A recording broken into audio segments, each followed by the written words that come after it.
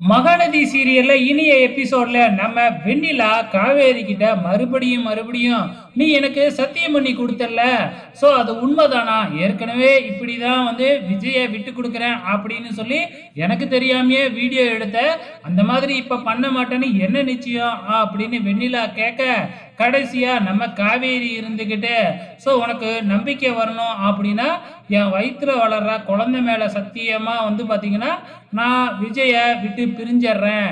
நான் விஜயோட இருந்தா தானே விஜய்க்கு இவ்வளோ பிரச்சனை வருது. நான் பேசாம விஜயை விட்டுட்டு போயிட்டேன்னா விஜய்க்கு பிரச்சனை இல்லைல்ல. அதனால தான் நான் விஜயை விட்டு பிரிஞ்சிடலாம்னு இருக்கேன் அப்படின்னு காவேரி சொல்லிடுறாங்க. ஸோ இதுக்கப்புறம் இங்கே வெண்ணிலா என்ன முடிவு பண்ண போகிறாங்க அப்படிங்கிறத சொல்லலை.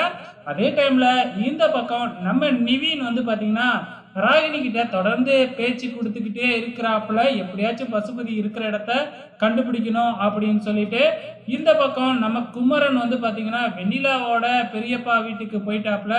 ஸோ வெண்ணிலாவோட மாமா வீட்டுக்கு போயிட்டு பார்த்தீங்கன்னா அவங்க மாமாவை எப்படியாச்சும் கண்டுபிடிச்சிடணும் அப்படின்னு சொல்லிட்டு வெண்ணிலாவோட மாமா ஒய்ஃப் பின்னாடியே சுற்றிக்கிட்டு இருக்கிறாப்புல.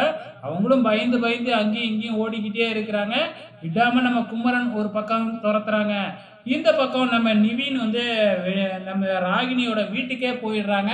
அங்கே போயிட்டு எப்படியோ ராகினியை காக்கா பிடிச்சி பசுபதியை கண்டுபிடிச்சிடலாம் அப்படின்னு முயற்சி பண்ணுறாங்க. ஆனால் இந்த ராகினியை சாதாரண ஆளாக என்ன, ஸோ பசுபதி இருக்கிற இடத்த காமிக்க முடியாத மாதிரி அவங்களும் ஏதேதோ சொல்லி அவாய்ட் பண்ணிக்கிட்டே இருக்கிறாங்க. ஸோ கடைசியாக பார்த்திங்கன்னா ஒரு ஃபோன் கால் வருது. ஒரு ஃபோன் கால் வந்த உடனே ராகினி கிளம்பி போகிறாங்க. நம்ம நிவின் ஒளிஞ்சிருந்து ராகினியை ஃபாலோ பண்ணியே போகிறாப்புல.